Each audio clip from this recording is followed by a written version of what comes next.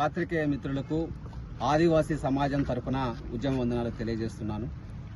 ఈరోజు మనం చూస్తూ ఉన్నాము, ఎవరైతే వలసవాదులు అనబడేటువంటి వాళ్ళు, చొరబడి దారులు అన్నటువంటి వాళ్ళు ఎవరైతే ఉన్నారో ఈరోజు తెలుగు ప్రజల్ని, తెలంగాణ ప్రజలని తప్పుదోవ పట్టించే ప్రయత్నం కొనసాగుతూ ఉన్నది.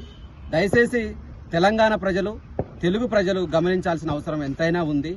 ఆనాడు 1976లో 2% ఉన్నటువంటి యానాది ఎరుకుల లంబాడి అనేటువంటి వాళ్ళు ఒక జీఓఎంఎస్ నెంబర్ 149 ద్వారా డిఎన్టీలుగా ఆన్ రిజర్వేషన్ ఫార్ విత్ అనేటువంటి ఎడ్యుకేషన్ పర్పస్గా అవకాశం కల్పించినటువంటి డిఎన్టీలు ఈరోజు 4% ఉన్నటువంటి తెలుగు రాష్ట్రాల్లో ఉన్నటువంటి ఆదివాసీ ప్రజానికానికి ఉన్నటువంటి రిజర్వేషన్కి సంబంధించిన మొత్తాన్ని కూడా కుట్రపూరితంగా విద్యా అవకాశాలు, ఉద్యోగ అవకాశాలు, ఉపాధి అవకాశాలు, రాజకీయ అవకాశాలను కూడా ఈరోజు ఉపయోగించుకొని అన్ని రంగాలలో అన్ని విధాలుగా వాళ్ళు అభివృద్ధి చెందిందే కాకుండా ఈరోజు మమ్మల్ని, మా యొక్క అస్తిత్వమైనటువంటి మా సంస్కృతి సంప్రదాయాలు కూడా ఈరోజు మా అస్తిత్వాన్ని కూడా ఆక్యుపై చేసుకొని కుట్రపూరితంగా ఈరోజు మా అస్తిత్వమే ఒక ప్రశ్నార్థకమైనటువంటి ప్రశ్నించడం పడిపోయిన పరిస్థితి ఏర్పడతా ఉన్నది.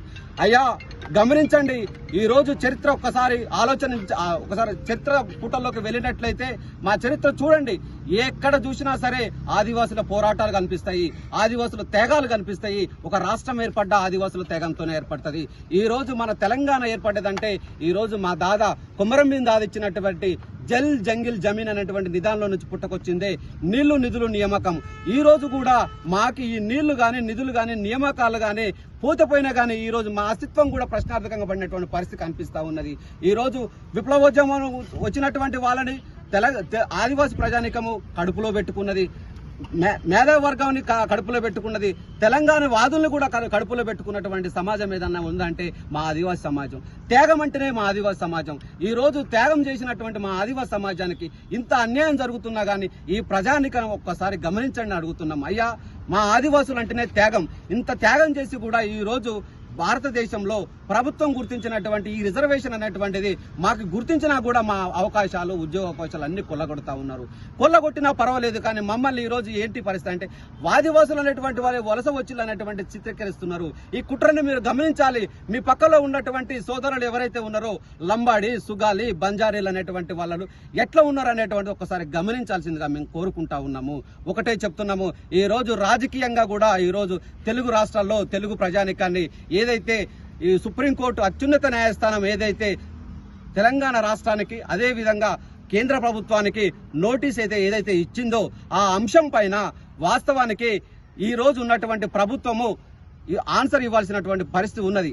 కానీ ఈ రోజు మేము లంబాడీలు, సుగాలీలు, బంజారీలు మేమందరం కూడా 40 లక్షల పైన ఉన్నాము ఈ తెలుగు రాష్ట్రాలలో, అంటే తెలంగాణ రాష్ట్రంలో.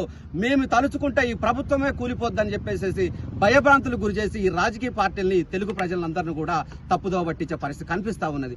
దయచేసి మిత్రులారా, ప్రజాస్వామికవాదులారా, మేధావులారా, మా త్యాగాలు ఈ రోజు ఎవరి కోసం మేము ఈ రోజు చేశాము. తెలంగాణలో మేము మా ఆదివాసీ సమాజం ఉంది, మా తల్లుల త్యాగం ఉంది, మా కుటుంబాలు కూడా త్యాగం చేసినటువంటి పరిస్థితి కనిపిస్తా ఉన్నది. అయ్యా ఇవాళ రాజకీయంగా మమ్మల్ని బ్లేమ్ చేస్తూ ఉన్నారు. మాకి కలిసి వచ్చేటువంటి ఆదివాసీ ప్రజాప్రతినిధి కూడా ఈ రోజు వాళ్ళు బెదిరిస్తా ఉన్నారు, భయభ్రాంతులకు గురి చేస్తా ఉన్నారు. అయ్యా పార్లమెంటు సభ్యులైనటువంటి మాజీ సీతారాం నాయక్ గారు మాట్లాడుతూ ఒకటే అన్నాడు, మేము తలుచుకుంటే ఇవాళ బీఆర్ఎస్ గవర్నమెంట్ ను కూడా కూల్చగలిగేటువంటి సామర్థ్యం కలిగింది. ఇవాళ కేబినెట్ లో ఒక్క మా ఆదివాసీ అక్క, మా సమ్మక్క సారక్క వారసురాలు, మా అక్క, మా సీతక్క ఈ రోజు తెలంగాణ రాష్ట్రం ఏర్పడిన తర్వాత నుంచి 10 సంవత్సరాలు అయిపోయింది అబ్బా. 10 సంవత్సరాల నుంచి ట్రైబల్ వెల్ఫేర్ డిపార్ట్మెంట్ లో మేము పోలేనటువంటి పరిస్థితి అబ్బా. బంజారాలు, లంబాడీలు వాళ్ళకి సామాజిక వర్గాలకు సంబంధించిన మినిస్టర్సే ఉన్నారు. ఈ రోజు ఈ కాంగ్రెస్ ప్రభుత్వంలో కూడా మా ఆదివాసీ మా అక్క వస్తే ఈ రోజు కూడా వార్వనీయకుండా కుట్రపూరితంగా దాడులు చేసేటువంటి ప్రయత్నం చేసి బెదిరింపులకు గురి చేస్తున్నటువంటి పార్లమెంటరీ అనేటువంటి మాజీ సీతారాం నాకు చెప్తున్నాము, నువ్వు కూడా అదే పార్లమెంటు నియోజకవర్గం నుంచి కంటెస్ట్ చేసినటువంటి చరిత్ర ఉంది నీకు కూడా. కాబట్టి అదే ప్రజానికం, ఆదివాసీ ప్రజానికం కూడా ఆ పార్లమెంటరీలో ఉన్నది. కాబట్టి దయచేసి మేము చెప్తున్నాము, రెచ్చగొట్టే వ్యాఖ్యలొద్దు. మేమేమంటున్నాము, చట్టబద్ధంగా మిమ్మల్ని కలపలేదనేటువంటి మేము చెప్తా ఉన్నాము.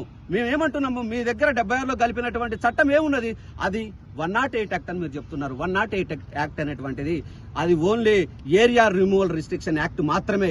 కానీ ఎక్కడ కూడా మీకోసం ఒక కమిటీ కూడా వేయలేదు, ఒక ఆంథ్రోపాలజికల్ సర్వే జరగలేదు, ఒక రాష్ట్రపతి గెజిట్ కూడా నోటిఫికేషన్ ఇవ్వలేదు.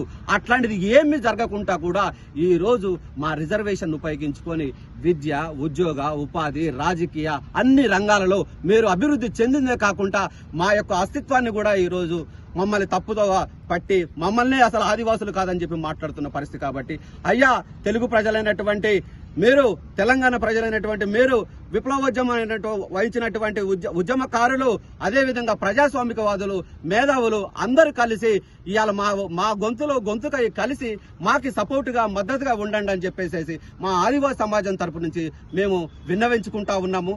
దయచేసి ఎవరైనా సరే ఒక్కసారి ఆలోచించండి, ఆదివాసుల పరిస్థితి ఎట్లున్నది. ఇప్పటి వరకు కూడా ఐఏఎస్ లేడు, ఐపీఎస్ లేడు, ఇప్పటి వరకు కూడా గ్రూప్ 1 స్థాయిలో కూడా మా ఉద్యోగస్తులు ఎవరు లేనటువంటి దౌర్భాగ్య పరిస్థితి. కాబట్టి చేతులెత్తి దండం పెడుతున్నాము. ఈ ఒక్కసారైనా సరే వాళ్ళు నిజంగా కలిపి ఉంటే మాత్రం మేము యాక్సెప్ట్ చేస్తాం. కాబట్టి కలపలేదు ఇంకా, అయినా కూడా ఇంకా 50 సంవత్సరాలు మమ్మల్ని వెనక నెట్టబోయబడ్డారు. కాబట్టి ఈ యొక్క సుప్రీంకోర్టు అంశం విషయంలో మేము ఎక్కడ కూడా రెచ్చగొట్టే వ్యాఖ్యలు చేయట్లేదు. ఏదున్నా న్యాయ పోరాటం చేస్తున్నాము. రాజ్యాంగబద్ధంగా ఇలా దేశంలో అత్యున్నత న్యాయస్థానం మేము వెళ్ళి మా గోడని విన్నవించుకోవడానికి వెళ్ళి ఈ రోజు చేస్తుంటే దాన్ని కూడా తప్పుదోవ పెట్టించే ప్రయత్నం చేస్తున్నారు తెలుగు ప్రజల్ని, తెలంగాణ వాదులను కూడా. దయచేసి మీరందరూ కూడా మా గొంతుకై